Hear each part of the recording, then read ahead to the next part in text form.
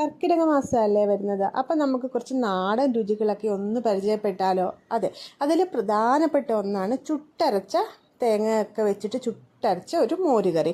നല്ല മണവും അത് തന്നെ പോലെ നല്ല സ്വാദുമാണിത്. വളരെ പെട്ടെന്ന് തന്നെ നമുക്ക് തയ്യാറാക്കാൻ പറ്റുന്ന ഒരു ഡിഷാണ്. അപ്പം നമുക്കിനി വീഡിയോയിലേക്ക് നോക്കാം. ആദ്യം നമ്മൾ അതിന് വേണ്ടി വെള്ളരിക്കയോ അല്ലെങ്കിൽ കുമ്പളങ്ങയോ അങ്ങനെയുള്ള എന്തെങ്കിലും, അല്ലെങ്കിൽ കായായാലും മതിയാകും. ഇപ്പം ഞാനതൊന്നുമല്ല, ഞാനിവിടെ ചുരക്കയാണ് എടുത്തിരിക്കുന്നത്.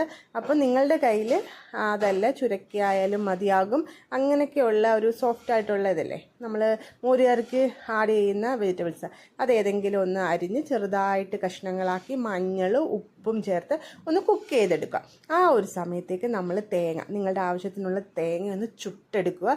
അതുപോലെ തന്നെ ജീരകം, വെളുത്തുള്ളി, പിന്നെ കുറച്ച് കരിവേപ്പില, അതുപോലെ തന്നെ ഒരു വറ്റൽമുളക് നിങ്ങൾക്ക് വേണമെങ്കിൽ ഒന്ന് ചുട്ടെടുത്ത് ആഡ് ചെയ്യാവുന്നതാണ്. പിന്നെ കുരുമുളക് അത്യാവശ്യം നല്ല രീതിയിൽ തന്നെ ചേർക്കണം. ഇതിൻ്റെ അകത്തിൽ കുരുമുളകിൻ്റെ ആ ഒരു ടേസ്റ്റ് ആയിരിക്കണം നമുക്ക് എടുത്തറിയുന്നത്. അതുകൊണ്ട് നിങ്ങൾ കുരുമുളക് നല്ല രീതിയിൽ തന്നെ ചേർക്കുക. എരിയൊക്കെ ഇഷ്ടമുള്ളവരാണെങ്കിൽ അതനുസരിച്ച് ചേർക്കുക. അതല്ല ഇഷ്ടമല്ലാത്തവരാണെങ്കിൽ പോലും കുരുമുളക് അത്യാവശ്യം നല്ല രീതിയിലൊന്ന് ആ നല്ല മണമൊക്കെ കിട്ടാൻ അത് നല്ലതാണ്.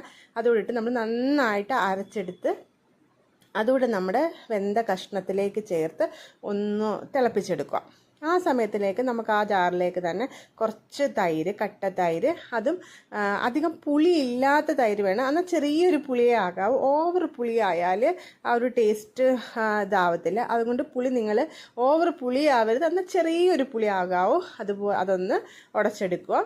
അതിനുശേഷം നമ്മളുടെ ഈ നേരത്തെ നമ്മൾ ചേർത്തിരുന്ന അതെല്ലാം നല്ല തേങ്ങയുടെ അതെല്ലാം നല്ലതായി കുക്കായിട്ട് നല്ല സെറ്റായിട്ടുണ്ട്. ഇനി നമ്മൾ തീ ഓഫ് ചെയ്യുക. തീ ഓഫ് ചെയ്തതിന് ശേഷം നമ്മൾ ഇതിലേക്ക് നമ്മൾ ഉടച്ചെടുത്ത തൈരും കൂടി ചേർത്ത് നന്നായിട്ടൊന്ന് മിക്സ് ചെയ്ത് എടുക്കുക. ഉപ്പ് നിങ്ങൾ ഈ ഒരു സമയത്ത് നോക്കുക. നിങ്ങളുടെ ആവശ്യത്തിനനുസരിച്ചിട്ടുള്ള ഉപ്പ് ചേർക്കുക. ഇതിൻ്റെ അകത്തിൽ എടുത്തറിയേണ്ടത് നമ്മൾ പറഞ്ഞല്ലോ, കുരുമുളകിൻ്റെയും ആ ഒരു തേങ്ങയുടെയും ടേസ്റ്റ് തന്നെ ആയിരിക്കും.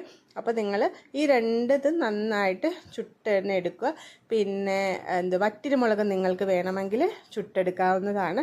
ഇത്രയേ ഉള്ളൂ. ഇനി നമ്മൾ ഇതിലേക്കൊന്ന് കടുക് താളിച്ചുകൂടി ചേർത്ത് കൊടുക്കുക. സാധാരണ പോലെ തന്നെ കടുകും നമ്മുടെ ഉലുവായും കറിവേപ്പിലയും കൂടെ ചേർത്ത് കൊടുക്കുക. പിന്നെ നിങ്ങൾക്ക് വേണമെങ്കിൽ ഒരു നുള്ള് ഉലുവയല്ല, കായ്പ്പൊടിയും കൂടി ഇതിലേക്ക് ചേർത്ത് കൊടുക്കാവുന്നതാണ്. അത് ഓപ്ഷണലാണ് കായ്പ്പൊടി ചേർക്കുന്നത്.